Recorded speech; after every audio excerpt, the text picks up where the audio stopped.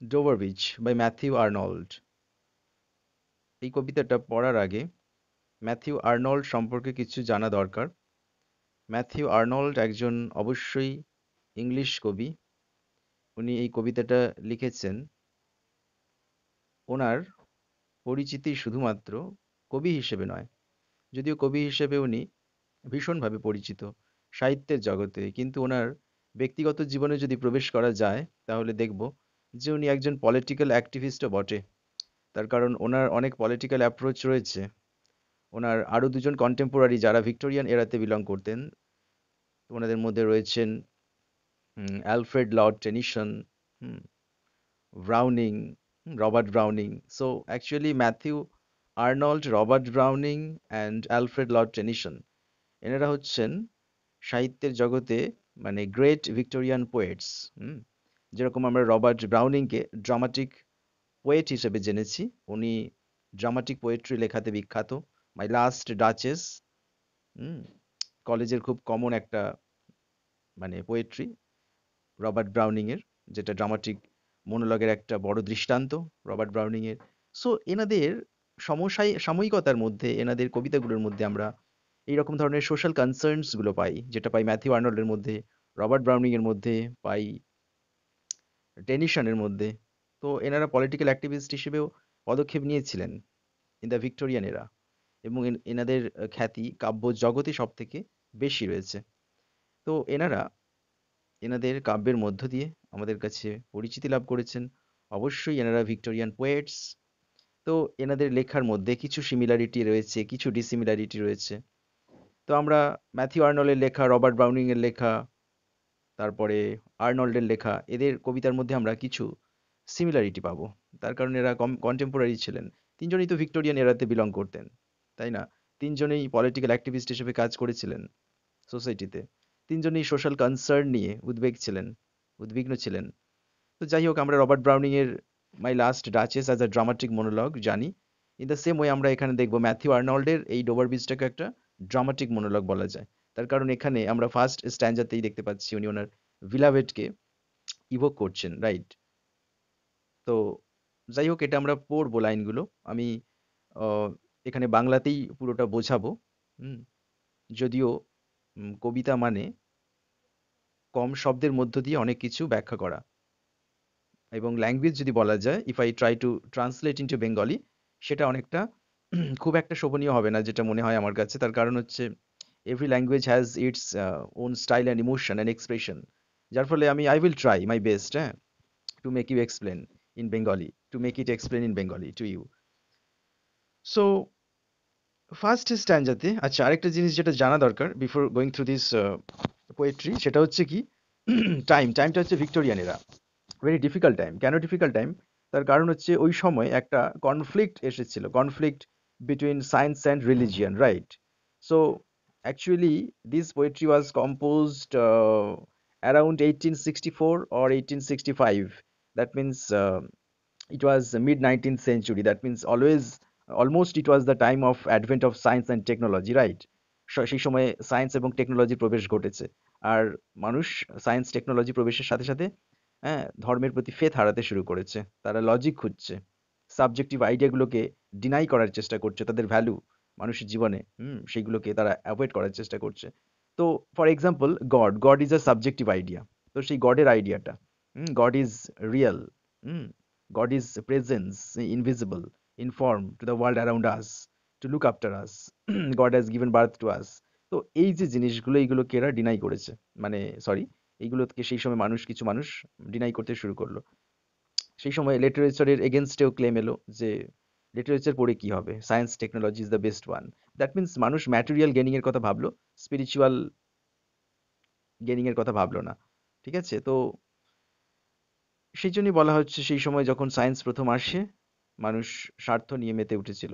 হুম, বলছে utility of life, হ্যাঁ, science technology নিয়ে কালচার করলে সেখানে ম্যাটেরিয়াল গেইন করা যেতে পারে।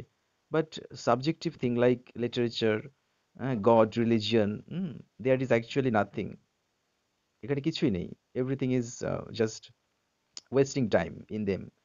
This is why the majority of the society started started with science and technology, right? So বোঝাই যাচ্ছে। সো এখানে একটা দেন কনফ্লিক্ট অ্যাপিয়ার করবে, কনফ্লিক্ট মানে একটা দ্বন্দ্ব আসবে। কিরকম দ্বন্দ্ব আসবে? So it's a conflict between religion and science and technology. তো এক সাইডে রিলিজিয়ান ধর্ম, আর এক সাইডে সায়েন্স অ্যান্ড টেকনোলজিক্যাল ডেভেলপমেন্ট। তো এই দু সাইডে রয়েছে। হুম, মাঝখানে রয়েছে common people of England in Victorian এরা। হ্যাঁ, এই দুদিকের জাঁতাকলে যারা বিধ্বস্ত। হুম, আর মেজরিটি অফ দ্য সোসাইটি চলে গেছে কার পক্ষে? সায়েন্স অ্যান্ড টেকনোলজির পক্ষে। হুম, তো মাইনরিটি অফ দ্য সোসাইটি থেকে গেছে রিলিজিয়ান নিয়ে। যার ফলে বুঝতেই পারছো মানুষ ধীরে ধীরে রিলিজিয়নের প্রতি বিশ্বাস হারাতে শুরু করছে, যে ধর্ম নিয়ে কি হবে, ধর্মের কোনো ভ্যালু নেই। সাবজেক্টিভ আইডিয়াগুলোকে মানুষ তাদের লাইফ থেকে ডিনাই করতে শুরু করেছে, ম্যাটেরিয়াল গেন নিয়ে ভাবতে শুরু করেছে। তো এর ফলে এই জন্যে সেখানে সোসাইটিতে একটা কনফ্লিক্ট তৈরি হয়েছে, একটা দ্বন্দ্ব তৈরি হয়েছে। সেই দ্বন্দ্বটা কিসের? সেটা হচ্ছে between religion and science technology, right? So বিজ্ঞান এবং ধর্ম, হুম, অত্যাধুনিকতা, এইগুলো নিয়ে দ্বন্দ্ব, এইগুলোর মধ্যে দ্বন্দ্ব। বলেছি মেজরিটি অফ দ্য সোসাইটি যারা, তারা সায়েন্স অ্যান্ড টেকনোলজির ওপর ডিপেন্ড করতে শুরু করেছিল। ধর্ম তাদের কাছে ছিল মানে অবহেলার জিনিস। তারা ধর্মের প্রতি বিশ্বাস তাদের উঠে গিয়েছিল। তারা ম্যাটেরিয়াল গেনিং এর কথা ভাবতে শুরু করেছিল। ইউটিলিটি অফ লাইফ নিয়ে তারা বেশি মেতে উঠেছিল। তো এইরকমই একটা প্রেক্ষাপটে ম্যাথিউ আর্নল্ড এই কবিতাটা লিখেছিলেন, রাইট? কি বলছেন দেখা যাক। তো কবিতাতে দেখাচ্ছে ম্যাথিউ আর্নল্ড ইংল্যান্ডের ডোভার কোস্ট, হ্যাঁ, যেরকম ডোভার বিচ বলা হয়, ডোভার বিচ, সেই ডোভার বিচে উনি হ্যানিমুনে গেছেন ওনার বিলাভেডের সঙ্গে। সেখানে গিয়ে হয়তো একটা হোটেলে আছেন, কোথাও স্টে করছেন। সেই জানালা দিয়ে, সেই গেস্ট হাউসের জানালা দিয়ে বিলাভেডের সঙ্গে রোমান্টিক টাইম স্পেন্ড করছেন। আর ইংল্যান্ডের অবস্থার কথা তুলে ধরছেন। এখন ইংল্যান্ডের কি political situation, socio political condition of England is held up, right? তো ইংল্যান্ডের যে সামাজিক, রাজনৈতিক এবং ধর্মীয় অবস্থার কথা উনি তুলে ধরছেন ওনার এই কবিতার মধ্য দিয়ে। দেখা যাক ফার্স্ট লাইনে কি রয়েছে। The sea is calm tonight, সমুদ্র আজ রাত্রে শান্ত। The tide is full, the moon lies fair, জোয়ারে পরিপূর্ণ, মুন খুব সুন্দর দেখাচ্ছে চাঁদকে। Upon the straits, on the French coast the light gleams and is gone, the cliffs of England stand. Upon the straits, straits মানে it's channel. তার মানে এক সাইডে ফ্রেঞ্চ রয়েছে, ফ্রেঞ্চ দ্বীপ, আরেক সাইডে ইংল্যান্ড দ্বীপ রয়েছে। এই যে এক সাইডে ফ্রেঞ্চ দ্বীপ, এক সাইডে ইংল্যান্ডের দ্বীপ। তো এই যে দুটো দ্বীপ রয়েছে, মাঝখান দিয়ে একটা খাল মতো চলে গেছে, যেখানে সমুদ্রের জল বয়ে যাচ্ছে, যেইটাকে বলা হচ্ছে ইংলিশ চ্যানেল। এই চ্যানেলটা কি করেছে? ফ্রেঞ্চ কোস্ট আর ইংল্যান্ড কোস্টকে ডিভাইড করেছে। ক্লিয়ার?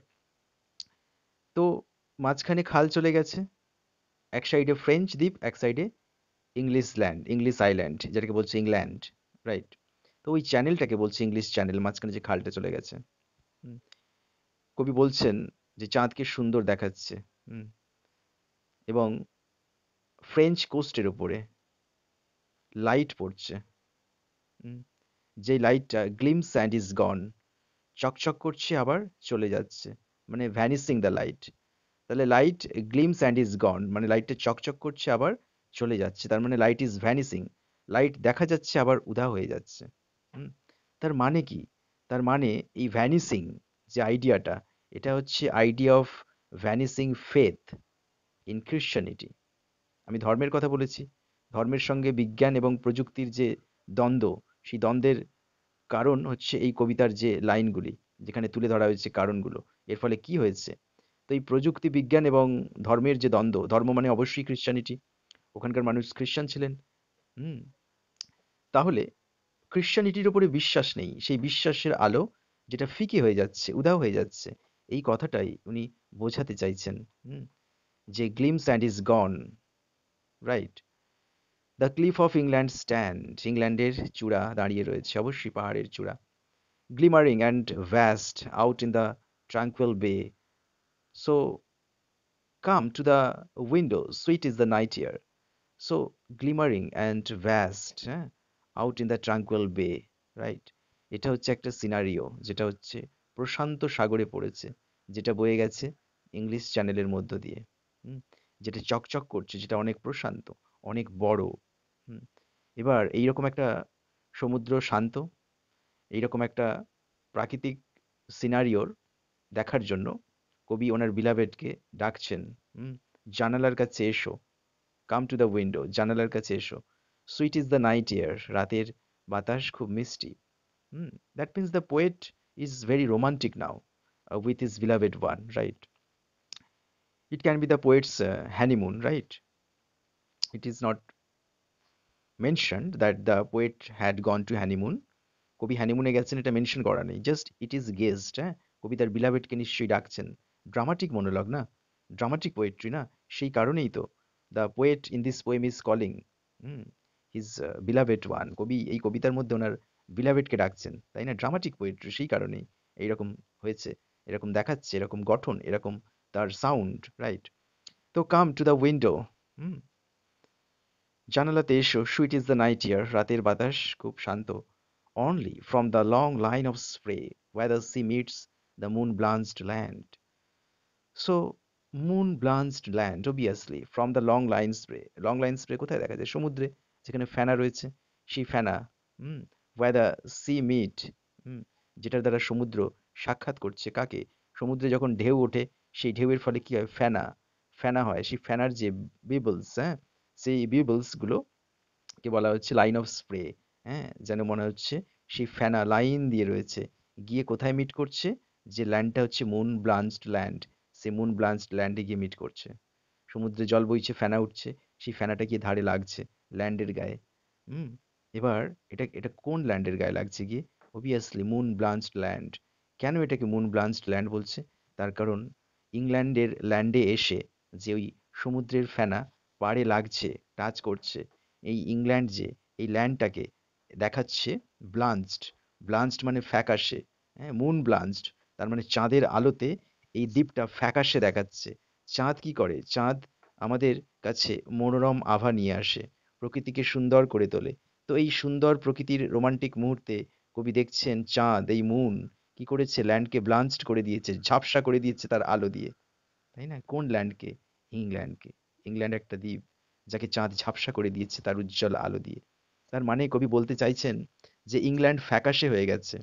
হুম তার কারণ ইংল্যান্ডের মানুষের মনে আর ধর্মের প্রতি, ক্রিশ্চিয়ানিটির প্রতি সেই বিশ্বাস নেই। হুম ইংল্যান্ডের মানুষ ধর্মকে ভুলে, মোরালিটি ভুলে, এথিক্যাল লাইফ ভুলে, হ্যাঁ, ক্রিশ্চিয়ানিটির উপরে ফেথ ভুলে গিয়ে সায়েন্স টেকনোলজি নিয়ে মেতে উঠেছে, ম্যাটেরিয়াল গেন করছে, হুম আর্থিক সাফল্যে মেতে উঠেছে। হ্যাঁ, তারা ভুলে গেছে মানুষে মানুষের ধর্ম, ক্রিশ্চিয়ানিটিতে বিশ্বাস, ধর্মের প্রতি অনুরাগী হওয়া, ধর্মকে বিশ্বাস করা, এই জিনিসগুলো ভুলে গেছে মানুষ। এখন অধার্মিক হয়ে যাচ্ছে, ফেথলেস হয়ে যাচ্ছে, অবিশ্বাসী হয়ে যাচ্ছে। হুম এটাই বোঝাতে চেয়েছেন, যার ফলে সেই দ্বীপের মানুষ যদি এরকম হয়, সেই দ্বীপটা কেমন হবে? সেই দ্বীপটা অবশ্যই মুন ব্লাঞ্চড ল্যান্ড হবে। তার মানে চাঁদের আলোয় ঝাপসা হয়ে যাওয়া ল্যান্ড হবে।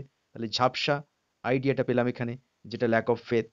আবার তার আগে আমরা একটু আগেই বললাম যে গ্লিমস ইজ গন, তার মানে গ্লিমস চকচক করছে আবার ভ্যানিশ হয়ে যাচ্ছে। তাহলে এই যে গ্লিমস অ্যান্ড ইজ গন, চকচকে হচ্ছে এবং চকচক করছে এবং আবার ভ্যানিশ হয়ে যাচ্ছে। আবার এই যে দ্বিতীয়টা মুন ব্লাঞ্চড ল্যান্ড, চাঁদের আলোতে ঝাপসা যে দ্বীপ ইংল্যান্ড, তাহলে এইগুলোর দ্বারা বোঝা যাচ্ছে না, যেখানে বলছে ভ্যানিসিং, যেখানে বলছে ঝাপসা ইংল্যান্ড দ্বীপ, এর দ্বারা বলা যাচ্ছে না যে, এর দ্বারা এটা কি মনে হচ্ছে না যে এই কবিতার মধ্য দিয়ে কবি ইংল্যান্ডের অভাবকে তুলে ধরছেন? কিসের অভাব? ইংল্যান্ডের ধর্মের প্রতি বিশ্বাসের অভাব, মানুষের প্রতি মানুষের বিশ্বাসের অভাব, ভালোবাসার অভাব, হুম হিউম্যান হিসেবে হিউম্যানিটির অভাব, যেটা ইংল্যান্ডের মানুষের মধ্য দিয়ে ইংল্যান্ডে ফুটে উঠেছে, তাই না? ভ্যানিশ হয়ে যাচ্ছে, কি ভ্যানিশ হয়ে যাচ্ছে? ফেথ। হুম ল্যান্ড ঝাপসা হয়ে গেছে কিসের দ্বারা? By the lack of faith in religion, in humanity, in the subjective ideas of life, right? Listen listen, এখানে আবার ড্রামাটিক আমরা টাচ পাচ্ছি। লিসেন, কবিতার বিলাবেটকে বলছেন শোনো শোনো। You hear the granting roar, granting roar, that means someone is roaring. Who is that someone? কেউ যেন চিৎকার করছে, গর্জন করছে। কে এটা? এই সমুদ্র গর্জন করছে। Of payable which the waves draw back, যে নুড়িগুলোকে সমুদ্রের ঢেউ পিছনে ফেলে দিয়ে যায়, অ্যান্ড ফ্লিং মানে ছুঁড়ে ফেলে। হুম, সমুদ্রে যখন ঢেউ আসে সেই নুড়িগুলোকে ঢেউ নিয়ে এসে পাড়ে তুলে দেয়।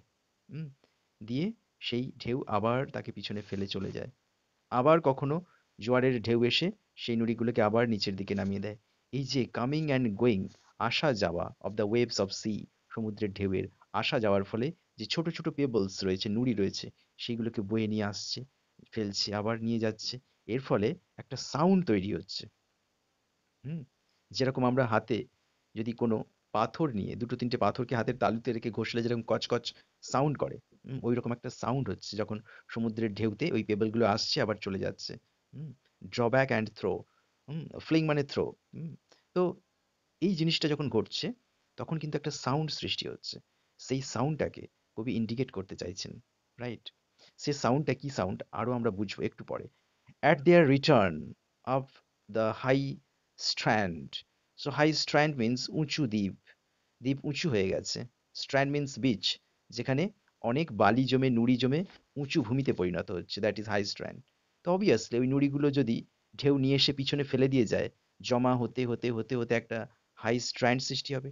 সেটাই হয়েছে। Hmm, at their return, obviously at their return, return of the waves, হ্যাঁ, ওয়েভসরা কি রিটার্ন করছে? রিটার্ন করছে ওই পেবলস গুলোকে, ওই নুড়িগুলোকে, হ্যাঁ, পাড়ের দিকে রিটার্ন করে বারবার দিচ্ছে।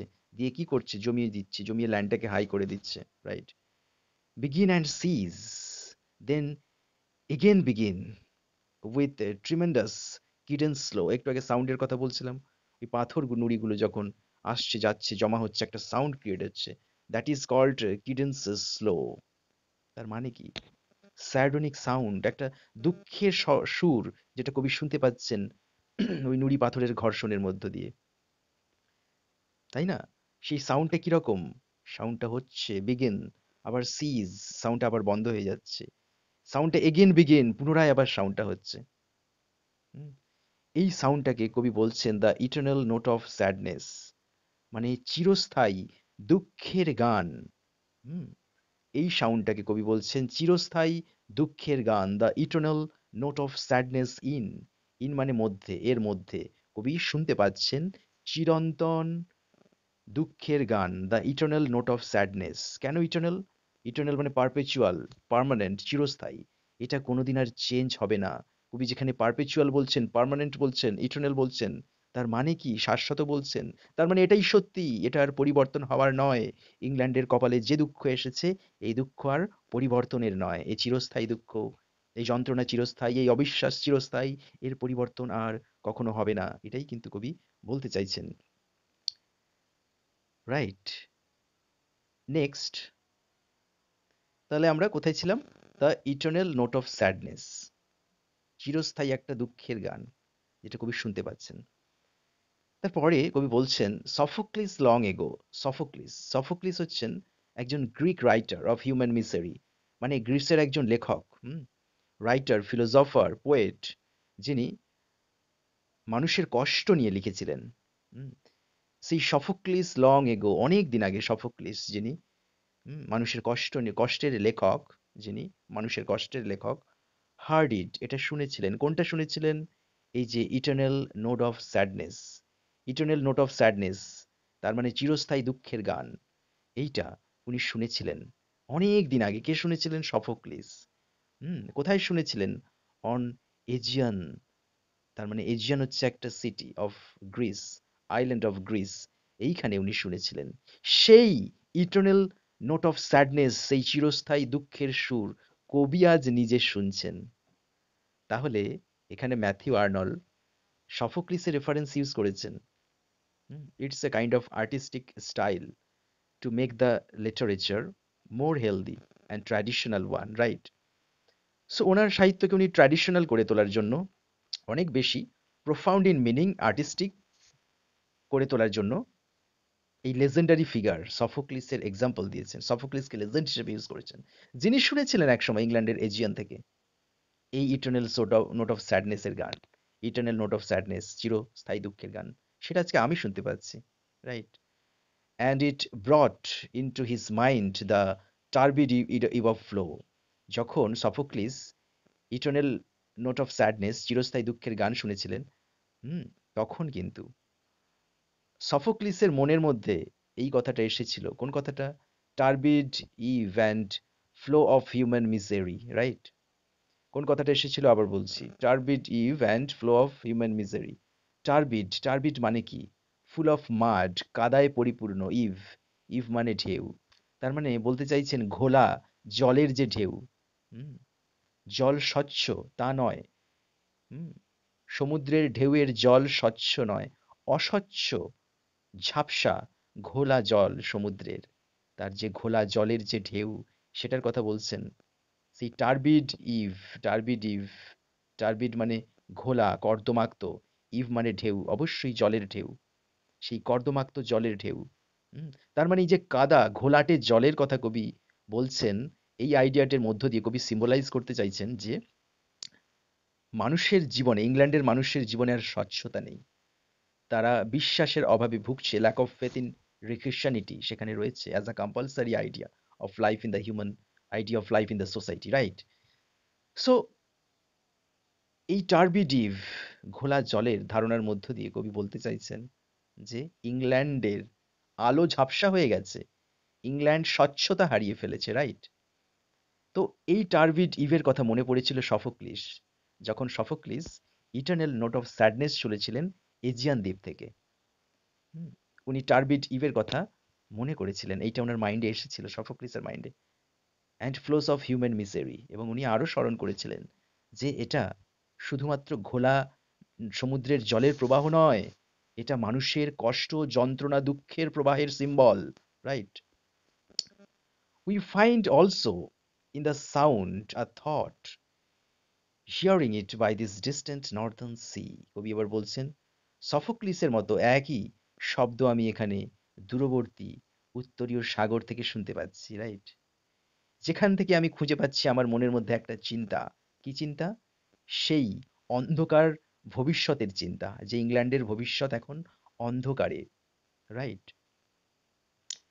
ইন দ্য নেক্সট স্ট্যাঞ্জা, পরের স্ট্যাঞ্জাতে কবি বলছেন the sea of faith, right? The sea of faith, the sea of faith মানে পার্সনিফিকেশন, এস বড় হাতের, সমুদ্রকে পার্সনিফাই করছে। মানুষের মধ্যে বিশ্বাস থাকে, এখানে সমুদ্রের মধ্যে বিশ্বাস থাকার কথা বলছেন।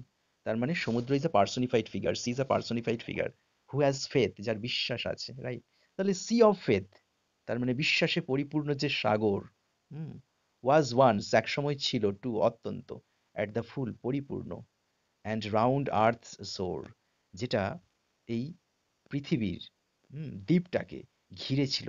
পৃথিবীর বুকে আমাদের এই ইংল্যান্ড সোরটাকে, ইংল্যান্ড দ্বীপটাকে ঘিরে ছিল কিন্তু দ্য সি অফ ফেথ, বিশ্বাসের সমুদ্র।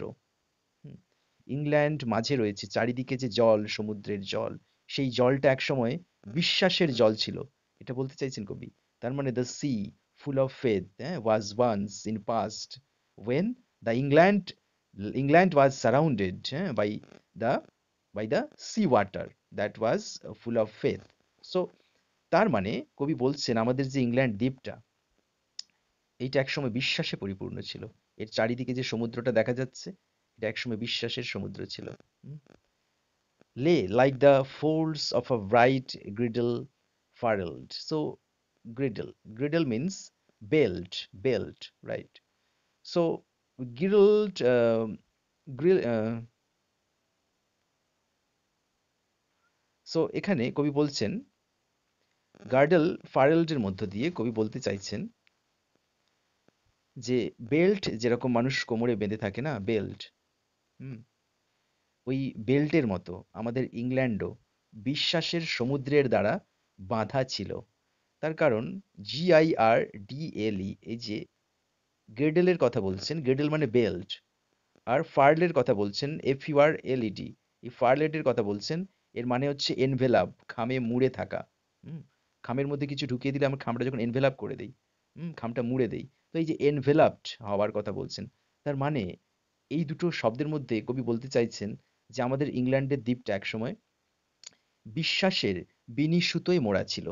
হুম, বিশ্বাসের খাম দ্বারা মোড়া ছিল, right? Our England was once in past enveloped with a faith, হুম, তার মানে বিশ্বাস দিয়ে মোড়া ছিল, রাইট? তো GIRDLE, griddle means belt, and FURLED, furled means uh, furled means enveloped, right? Surrounded, তার মানে লাইক আ বেল্ট, একটা বেল্টের মতো। আওয়ার ইংল্যান্ড, আমাদের ইংল্যান্ড ওয়াজ সারাউন্ডেড, ঘেরা ছিল, উইথ ফেথ, বিশ্বাস দিয়ে। বেল্টের মতো বিশ্বাস দিয়ে আমাদের ইংল্যান্ড একসময় ব্যারিকেডেড ছিল, ঘেরা ছিল, এই ধারণাটা বলতে চাইছেন। But now I only here, কিন্তু এখন শুধুমাত্র আমিই শুনতে পাচ্ছি। তার মানে কি, কবি নিজেকে, হ্যাঁ, একমাত্র অ্যাকনলেজড পার্সন বলছেন, আর সবাই ইগনোরেন্ট, রাইট? কবি একমাত্র শুনতে পাচ্ছেন, দেখতে পাচ্ছেন ইংল্যান্ডের ভবিষ্যৎ, অন্ধকার ভবিষ্যৎ, ঠিক আছে, অন্ধকার ইংল্যান্ড, কবি সেটা রিয়েলাইজ করতে পারছেন। কবি শুনতে পাচ্ছেন, আই অনলি ক্যান হিয়ার, আমি শুনতে পাচ্ছি। কি শুনতে পাচ্ছি? Eternal sadness, eternal tone of eternal sadness, right? So তাহলে but now I only hear, তার মানে শুধু আমি এখন শুনতে পাচ্ছি, রাইট? ইটস মেলানকলি, এর যে আর্তনাদ, কষ্ট, দুঃখ, রাইট? মেলানকলি মানে বিষাদ, বিষাদের সুর, সেটাই মেলানকলি। সেই মেলানকলি কবি শুনতে পাচ্ছেন, ইংল্যান্ডের মেলানকলি, বিষাদের সুর, দুঃখের সুর, অন্ধকার ভবিষ্যতের যে নোট, সেটা কবি শুনতে পাচ্ছেন। লং উইথড্রয়িং রোর, যেটা এই উইথড্রয়িং রোরের মধ্য দিয়ে ভেসে আসছে, তাই না? যে রোরিংটা কবি শুনতে পাচ্ছেন, সেই রোরিং এর মধ্যে রয়েছে মেলানকলি নোট, মানে দুঃখের নোট, দুঃখের গান, দুঃখের সুর, হুম, যেটা কবি একমাত্র শুনতে পাচ্ছেন, আর কেউ শুনতে পাচ্ছেন না। তার মানে the poet is only an acknowledged person over here. যার ফলে উনি ইংল্যান্ডের ভবিষ্যৎ দেখতে পাচ্ছেন, যেটা ঝাপসা, ডার্ক। তার কারণ এর আগে উনি অনেক কথা বলেছেন, যেখানে মুন ব্লাঞ্চড ল্যান্ড, হ্যাঁ, এই কথাগুলোর মধ্যে দিয়ে ভ্যানিশিং হয়ে যাচ্ছে, লাইট আসছে যাচ্ছে। তার মানে কি, something unwholesome in the life of England, কিছু অমঙ্গল যেটা ইংল্যান্ডের জীবনে রয়েছে, সেইটার কথা উনি একমাত্র নিজেই বুঝতে পেরেছেন। হ্যাঁ, যেখানে, যেটাকে উনি ইটার্নাল নোট অফ স্যাডনেস বলছেন, যেটাকে উনি বলছেন যে উইথড্রয়িং রোল, যার মধ্যে আমি শুনতে পাচ্ছি, ইটস মেলানকলি, এর কষ্ট, আর্তনাদ, ইংল্যান্ডের ভবিষ্যৎ আমি শুনতে পাচ্ছি, দেখতে পাচ্ছি, right? Returning to the breath of the night wind down the vast is dearer and naked singles of the world, of the night wind down the vast edges, dearer and naked singles of the world. Obviously এটা ছিল রাত্রিকালীন বিষয়, and the wind will be obviously night wind. কবি in the first stanza stated that it was the year, প্রথম স্ট্যান্জাতে কবি use করেছেন sweet is night air, right? Where is this? Yes, sweet is the night air, এই যে কথাটা বলছি, mark করছি, এই যে নাইট ইয়ার কথাটা বলছেন। আবার দেখা যাচ্ছে কবি এই স্ট্যান্জাতে এসে কবি বলছেন night wind, night wind, mark করছি, নাইট উইন্ড। তো উইন্ড মানে ঝোড়ো হাওয়া, তার মানে দ্য এয়ার, সুইট এয়ার, সেটা মিষ্টি বাতাস এখন রাতের ঝোড়ো হাওয়াতে পরিণত হয়েছে, right? And the naked singles of the world, এই কথাটার মধ্য দিয়ে কবি বলছেন নেকেড সিঙ্গলস কাদের বলছেন কবি? সেই নগ্ন পেবলস গুলোকে, নুডি পেবলস গুলোকে বলছেন। তার মানে নগ্ন নুড়ি পাথরগুলোকে বলছেন। কেন নুড়ি পাথরগুলোকে নগ্ন বলছেন? তার কারণ নুড়ি পাথরগুলোকে সমুদ্র তার ঢেউয়ের মধ্য দিয়ে পিছনে ফেলে বেরিয়ে গেছে। হুম, যে সমুদ্র বিশ্বাস, ফেথের সিম্বল, সেই সমুদ্র তার নুড়ি পাথরকে ফেলে রেখে দিয়েছে, পাড়ে ছুঁড়ে ফেলে দিয়েছে, রাইট? যার ফলে সেই জলহীন, জলহীন নুড়ি পাথরকে নেকেড বলছেন। জলহীন নুড়ি পাথর মানে কি? বিশ্বাসহীন নুড়ি পাথর, তাদের মধ্যে আর সেই বিশ্বাস নেই। বিশ্বাস নেই মানে সৌন্দর্য নেই, তারা কুৎসিত, তারা নগ্ন। একই রকম ভাবে ইংল্যান্ডের মানুষ যারা দ্বীপে পড়ে রয়েছে, যারা ইংল্যান্ডে রয়েছেন, তাদের মধ্যে বিশ্বাস নেই। বিশ্বাসের সমুদ্র তাদের মধ্য থেকে দূরে, অনেক দূরে চলে গেছে, তাদেরকে ছেড়ে, তাদেরকে ছেড়ে বিশ্বাসের সমুদ্র অনেক দূরে চলে গেছে। তাদের মধ্যে আর বিশ্বাস খুঁজে পাওয়া যাবে না। তাদের অবস্থা ওই ঠিক নেকেড সিঙ্গলসদের মতো, নেকেড সিঙ্গলসদের মতো। তার মানে তাদের অবস্থা ওই নগ্ন নুড়ি পাথরের মতো, right? In the last stanza the poet is talking about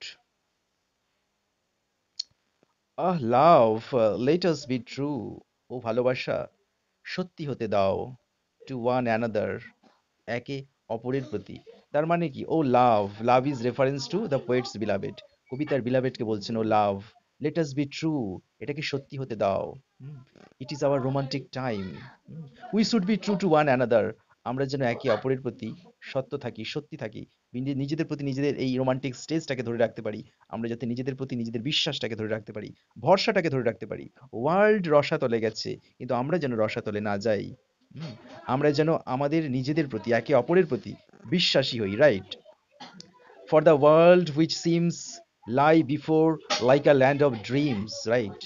এই যে ল্যান্ডে আমরা বাস করছি, এই ল্যান্ডটা আমাদের কাছে যেন মনে হচ্ছে একটা স্বপ্নের ল্যান্ড, রাইট? কেন স্বপ্নের ল্যান্ড মনে হচ্ছে? তার কারণ এ ল্যান্ড আমরা কখনো প্রত্যাশা করিনি। Land of dream means land of goodness নয়, land of badness in reference. That is not anticipated by the poet. যেটা কবি কোনোদিন প্রত্যাশা করেননি, করতে পারেন না, সেটাই হচ্ছে এখানে ল্যান্ড অফ ড্রিমস। এটা আমাদের ল্যান্ড অফ ড্রিমস। আমরা ভাবিনি এরকম হবে ইংল্যান্ডের একসময় অবস্থা। ইংল্যান্ডকে আমরা এরকম দেখবো কোনোদিন, এটা কোনোদিন ভাবিনি। সেটা আমাদের স্বপ্ন হয়ে গেছে এখন। So land of dreams is not the present. হ্যাঁ, land of dreams means it's a kind of, বলা যেতে পারে the poet's irony, because the poet dream মানুষ সুইট বলে ড্রিমকে। ড্রিম হচ্ছে সবসময় পজিটিভ হয়, অলমোস্ট পজিটিভ হয়, কিন্তু এখানে কবি নেগেটিভ আইডিয়া বলছেন। Land of dreams, that means this is the land of lack of faith, but full of suspense, full of trouble, turmoil, right? So, which seems to lie before us like a land of dream. So, whatever আমরা এখন করতে চলেছি নিজেদের মধ্যে, we are in romantic stage. আমাদের এখন নিজেদের প্রতি ভালোবাসা হারানো উচিত না, একে অপরের প্রতি বিশ্বাস হারানো উচিত না। আমরা এখন আমাদের এই ভূমিটাকে যেন আমরা স্বপ্নের ভূমিতে পরিণত করতে পারি, রাইট? আর যেটা এখন ইংল্যান্ডের কন্ডিশন, সেটা কিন্তু প্রকৃত কবির দ্বারা বর্ণিত স্বপ্নের ভূমি নয়। বরঞ্চ এটা কবির দ্বারা তিরস্কৃত করা একটা ভূমি, রাইট? যেটা, যেখানে রয়েছে ফুল of suspense, lack of faith in Christianity, the society is full of political turmoil, so many other turmoils are also there, right? So various, so beautiful as so new. So various, so beautiful, so new. This is about the poet's beloved. এটা কবির তার বিলাভেটের সম্পর্কে। তার কারণ obviously so beautiful বলবে না ইংল্যান্ডের এই যদি দশা হয়। কবি বলতে চাইছেন England has changed into hell. ইংল্যান্ড এখন নরকে রূপান্তরিত হয়েছে। হুম, ডার্কলিং প্লেনে রূপান্তরিত হয়েছে। নিশ্চয়ই একে বিউটিফুল বলবে না, right? So beautiful is the relation between poet and his beloved. Beautiful between the land created by the poet, created between the poet and his beloved one. Hath really neither joy nor love. Yes, এটা এমনই একটা land, যে land England. এবার কবি বলছেন hath really neither joy, যেখানে আনন্দ নেই, nor love, ভালোবাসা নেই, nor light, আলো নেই, right? nor gratitude or peace, যেখানে শান্তি কৃতজ্ঞতা নেই, nor help or for pain, যেখানে যন্ত্রণার জন্য এতটুকু সহযোগিতা নেই। তার মানে কি? এই দুটো লাইনের মধ্য দিয়ে কবি পরিষ্কার করে দিয়েছেন England has transformed into a hell. England একটা নরকে পরিণত হয়েছে, right? The earth of England has changed into hell by the lack of faith in Christianity, by the appearance of unending political turmoils, so many other turmoils as well, by the advent of science and technology, and by the lack of faith of human being in religion and to each other as well. Clear? So he really neither, so then hath means this is a place where there is no joy, no love, no light, nor gratitude, no peace, nor help of pain, যন্ত্রণার জন্য এমনকি এতটুকু সহযোগিতা নেই, right? তার মানে কবি এখানে পরিষ্কার করে দিয়েছেন পুরো ইংল্যান্ডটা নরকে পরিণত হয়েছে, clear? And we are here as long a darkling plain. কবি এই ইংল্যান্ডটাকে ডার্কলিং প্লেন বলে দিয়েছেন ফাইনালি। কি বলে দিয়েছেন? Darkling plain. তার মানে অলরেডি এই ইংল্যান্ডটা এখন একটা অন্ধকারাচ্ছন্ন নরক, clear? swept with confused alarms of struggle and flight, right?